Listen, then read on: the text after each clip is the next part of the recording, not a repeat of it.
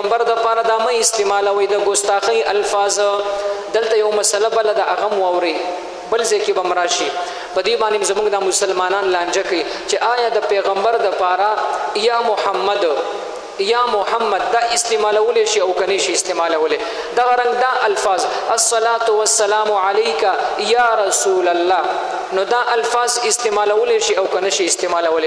نو ګوري زموږ علماء لیکلي دي یا محمد یا الصلاة والسلام عليك یا رسول الله دا الفاظ دا استعمالول شي خو په دې عقیده باندې چې ستا عقیده او سوچ دا وي چې پیغمبر علی السلام په هر ځای کې حاضر او ناظر نه دی. ځکه پیغمبر علی السلام هغه په مدینه منوره کې په خپل قبر مبارک کې الته پروت تشریف فرما دی.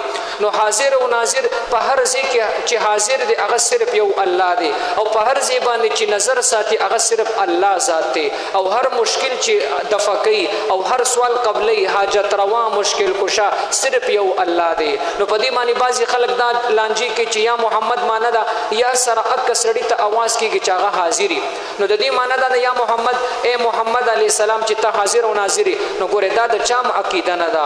نو چې کوم سړی چې دا عقیده وي چې یا محمد یا الصلاة والسلام علیک یا رسول الله ز په دین یتم چې دا پیغمبر علی السلام حاضر او ناظر دی هغه ډایرکټ په ډایرکټ د دې ځکه په قاضي کې لیکي اوري. نو ګوره دا عقیده نه د مسلمانانو عقیده نه ده. ځکه تا خود الله سره پیغمبر شریک کړل په حاضر والی او په ناظر والی کې. او کوم سړی چې دا عقیده نه لري هغه وی نه زما عقیده دا سي عقیده ده چې پیغمبر علی السلام مدینه منوره کې الته تشریف فرمان دا غلطه قبر دی الته چې کوم عمرې له خلق ورزي حج د پر خلق ورزي الته په الصلاة والسلام علیک یا رسول الله ډایرکټ په ډایرکټ ویلې شي ولی الته پیغمبر موجود دی او هغه تعالی جواب هم درکې او دلته خو موجود نه دی. نو یو سړی چې دا عقیده وي چې دلته پیغمبر علی السلام حاضر ناظر نه دی هغه د دې ځنه زما خبره مثال نه اوري په دې ځکه خبره صرف الله اوري. نو اک سړی بیا دا الفاظ استعمالول شي یا بعض یو پنات کې دک الفاظ یو سړی ناتخوان پنات کې استعمالي نو داغه د پاره اجازه ته ما درته ویل چې د کم سړی عقیده دا وي چې پیغمبر علیه السلام حاضر ناظر نه دی هغه دلته موجود نه دی